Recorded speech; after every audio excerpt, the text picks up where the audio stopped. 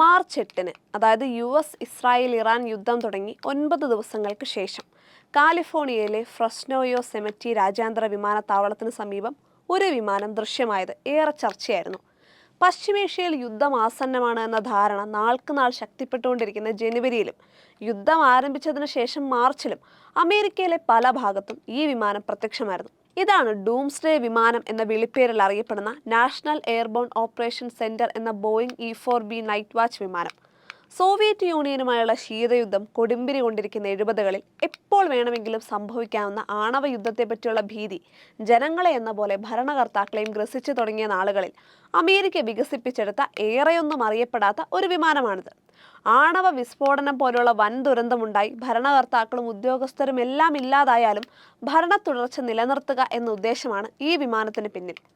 ആണവ യുദ്ധം, വൻ പ്രകൃതി ദുരന്തം തുടങ്ങിയവയെപ്പറ്റി മുന്നറിയിപ്പ് കിട്ടുമ്പോൾ തന്നെ അമേരിക്കൻ പ്രസിഡന്റ്, പ്രതിരോധ സെക്രട്ടറി, സേനാ മേധാവികൾ എന്നിവർ കയറുന്ന ഈ വിമാനം അമേരിക്കൻ സർക്കാരിനെ ആകാശത്ത് സുരക്ഷിതമായി നിലനിർത്തും എന്നതായിരുന്നു ആശയം. 70കളിലെ ബോയിങ്ങിന്റെ ഏറ്റവും വലുതും ആധുനികവുമായ ബോയിങ് 747-200 വിമാനത്തിന് അകത്തും പുറത്തും മാറ്റങ്ങൾ ഏറെ വരുത്തിയാണ് ലോകാന്ത്യദിന അല്ലെങ്കിൽ സർവനാശദിന വിമാനമാക്കിയെടുത്തത്. വിമാനത്തിലെ എല്ലാ ഇലക്ട്രോണിക് സംവിധാനങ്ങളും, വയറിങ്ങും, ഏവിയോണിക്സും ആണവ വിസ്ഫോടനത്തിൽ നിന്നുണ്ടാകുന്ന വൈദ്യുത കാന്തിക സ്പന്ദനങ്ങളെ പ്രതിരോധിക്കാൻ കഴിയുന്നവയാക്കി. അണു താപ വികിരണത്തിൽ നിന്ന് യാത്രക്കാരെ സുരക്ഷിതരാക്കാനായി വിമാനത്തിന് പ്രത്യേക പുറംചട്ട നിർമ്മിച്ചണിയിച്ചു.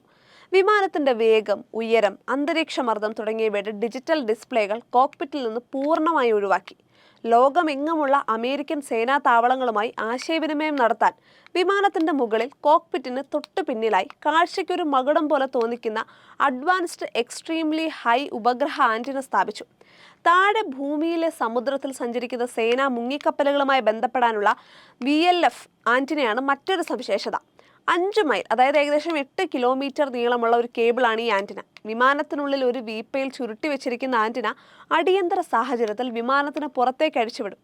8 കിലോമീറ്ററിലും ഉയരത്തിൽ പറക്കുന്ന വിമാനത്തിൽ നിന്ന് നേരെ താഴേക്ക് ലംബമായി കിടക്കുന്ന ഇത് ഉപയോഗം കഴിഞ്ഞാൽ തിരികെ വലിച്ചെടുക്കുകയും ചെയ്യും. ഒരു തവണ ഇന്ധനം നിറച്ചാൽ തുടർച്ചയായി 12 മണിക്കൂർ പറക്കാൻ കഴിയുന്ന ഡൂംസ്ഡേ വിമാനത്തിന് ആകാശത്ത് വെച്ച് ടാങ്കർ വിമാനങ്ങളിൽ നിന്ന് ഇന്ധനം സ്വീകരിച്ച് ദിവസങ്ങളോളം മേലെ തന്നെ നിൽക്കാനാവും. 112 പേർക്ക് സഞ്ചരിക്കാൻ കഴിയുന്ന വിമാനത്തിൽ കമാൻഡ് സെന്റർ, കോൺഫറൻസ് മുറി, ബ്രീഫിംഗ് മുറി, operations team work area, communications hub, വിശ്രമത്തിനുള്ള സൗകര്യങ്ങൾ എന്നിവയെല്ലാം ഒരുക്കിയിട്ടുണ്ട്. അണുവികിരണത്തെ പ്രതിരോധിക്കാൻ മിക്കവാറും ജനലുകളെല്ലാം എടുത്തുമാറ്റി അടച്ചുറപ്പിച്ച നിലയിലാണ് വിമാനം. മിസൈൽ ആക്രമണത്തെ പ്രതിരോധിക്കാനുള്ള സംവിധാനമുള്ള ഈ വിമാനത്തെ പറക്കുന്ന പെന്റഗൺ എന്നും വിളിക്കാറുണ്ട്. 1973-75 E-4A എന്ന പേരിൽ നിർമ്മിച്ച വിമാനങ്ങൾ 1980-85 നവീകരിച്ച് E-45 എന്ന പേര് മാറ്റിയിരുന്നു. രഹസ്യാത്മകതയും ദുരൂഹതയും ഒക്കെ ചൂഴ്ന്നു നിൽക്കുന്നുണ്ടെങ്കിലും ഈ വിമാനങ്ങളുടെ പേരും നാളും ഒക്കെ നെറ്റിൽ ലഭ്യമാണ്. അതുകൊണ്ട് തന്നെ വിമാന ട്രാക്കിംഗ് സൈറ്റുകളിൽ ട്രാക്ക് ചെയ്യാനും കഴിയും. ആ വിമാനങ്ങളുടെ രജിസ്ട്രേഷൻ നമ്പറുകൾ ഇതാണ്: 731676, 731677, 740787, 750125. ഈ 4 വിമാനങ്ങളിൽ ഒരെണ്ണമെങ്കിലും സർവ്വസന്നാഹങ്ങളുമായി നിമിഷങ്ങൾക്കുള്ളിൽ പറന്നുയരാൻ 24 മണിക്കൂറും തയ്യാറാക്കി നിർത്തണമെന്നാണ് ചട്ടം. അമേരിക്കൻ പ്രസിഡന്റ് രാജ്യത്തിന് പുറത്തേക്ക് പറക്കുമ്പോൾ എയർഫോഴ്സ് 1 വിമാനത്തെ ഡൂംസ്ഡേ വിമാനം അനുഗമിക്കാറുണ്ട്. പ്രസിഡന്റ് രാജ്യത്തിന് പുറത്തായിരിക്കുമ്പോഴാണ് അന്ത്യദിനം വരുന്നതെങ്കിലോ എന്ന മുൻകരുതൽ.